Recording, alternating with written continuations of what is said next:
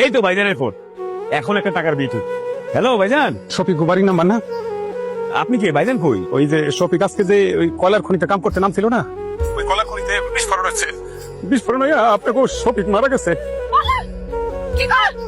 সে তো আর নাই, কিছুক্ষণ আগে শফিকের লাশ উদ্ধার হয়েছে, তো ওইখান থেকে আমি ওর মোবাইলটা নিয়ে আপনাকে কল দিয়ে জানাইলাম।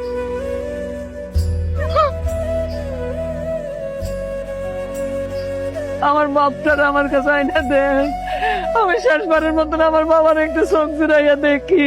ভাইজানের লাশ আনতে এখন মেলা টাকা লাগবে। আমি কই কি মা, লাশ জেনে আছে সে নিয়ে ফোন করুক। আমিও ছোট ভাইজানের সাথে একমত। আমি আমার বাজার না দেখে থাকতে পারব না, যত টাকা লাগে আমি আমার বাবার নিয়ে আসবো। আমার ছেলেটা সবার জন্য, সবার সুখের জন্য এখানে গিয়ে এত কষ্ট করে মরে গেল। এইটুক করতে পারবি না তোরা? তার জন্য এইটুক করতে পারবে না? ওই যে বিলের জমি টুক আছে না, ওইটা বেঁচে দিব। ঈদের যাওয়ানোর সময় ভাইজান জমি বন্ধ রেখে গেছে, এখন বাকি যতটুকু আছে সেটা যদি তুমি বেঁচে দাও, তাহলে আমার রেখার ভবিষ্যতে কি হইব? আমি ওই জমি বেচতে দিব না। তো কারো জমি, কারো কোনো টাকা পয়সা আমার লাগবে না। আমার ভাগের জমি টুক আছে তো, ওটা তো আমার, ওটার মতো তোকে কারো হাত নেই। ওইটা বেঁচে দিব।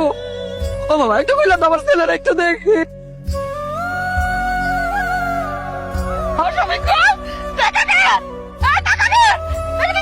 মা, তোমার কিছুই হয় নাই। আমি আসলে দেখতে চাইছিলাম যাদের জন্য দূর প্রবাসে বৈশা দিন রাত খাইটা টাকা উপার্জন করি, দেশে টাকা পাঠাই, আমার মৃত্যুর পর তারা আমার জন্য আসলে কি করে। আমার লাশটা তোমার কাছে বোঝ হয়ে যাইব, এটা আমি স্বপ্ন কোনোদিন কল্পনা করি নাই। আমরা প্রবাসীরা না অনেক বোকা। এই যে তোমরা যখন দেশের মধ্যে প্রতিযোগিতা করো ভালো থাকার, ভালো খাওয়ার, ভালো পড়ার, শরীরের যত্ন নেওয়া, এখন আমরা প্রবাসীরাও ওই বিদেশ বইয়া প্রতিযোগিতা করি। এই মাসে কেমন আর একটু বেশি টাকা বাড়ি পাঠান যাইবো, ভাইয়ের আবদার মিটান যাইবো, বোনদার একটা ভালো করে বিয়া দেওয়া যাইবো, প্রিয়তমা স্ত্রীর স্বাদ আহ্লাদ পূরণ করা যাইবো, মোট কথা পুরো পরিবারটারে কেমনে সুখে রাখা যাইবো। প্রত্যেকটা প্রবাসী বিদেশ বসে প্রতিযোগিতা করে, কিন্তু এই বোকা লোকগুলি বোঝে না দেশে রাইখা যাওয়া তার নিকট আত্মীয়দের মধ্যে অনেকেই তাগরে ভালোবাসে শুধুমাত্র অর্থ আর স্বার্থের কারণে। অথচ এই মানুষটারে দেখো, কিন্তু যখন তোমরা সবাই অস্বীকার করছো আমার লাশ আনবা না, তখন সিংহের মতো চিৎকার করে উঠবে আমি আমার পোলার আনবই, প্রয়োজন আমার ভিটা বাড়ি সব দেখতে হইলো আনবো। এবং সে কিন্তু তাই করছে। এই জন্যই মনে হয় কবি বলছিল, মা কথাটি ছোট্ট অতি, কিন্তু যেন ভাই মায়ের মতো মধুর নামটি ত্রিভুবনে নাই।